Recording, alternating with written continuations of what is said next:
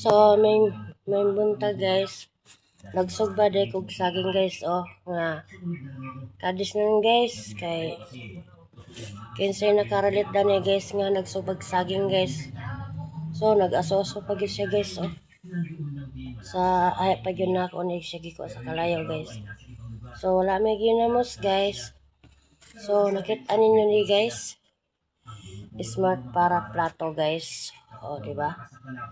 Pero naanay siya sulod guys oh. So wala may ginamos guys. Kini na lang atong himon sausawan guys. Oh. Kita niyo guys. Oh, na guys oh. Nakita niyo guys. Ako na yung kanon guys.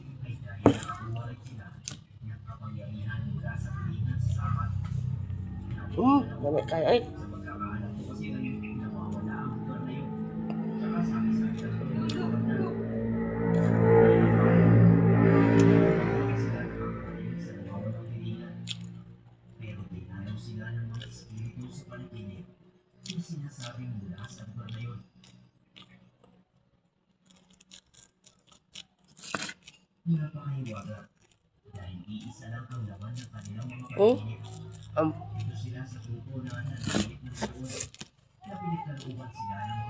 Kaya ang iyang man gani guys, kung ang plato gani muna may sabon, menlo niya matanggal makuhaan ang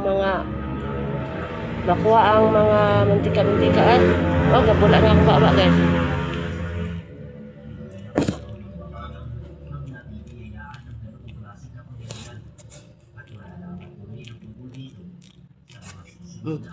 Tulungan ko guys ha.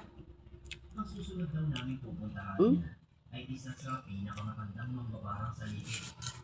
Ang mambabarang na sinasabi ni Tia ay tawagin na lang natin sa pangalang Abebang.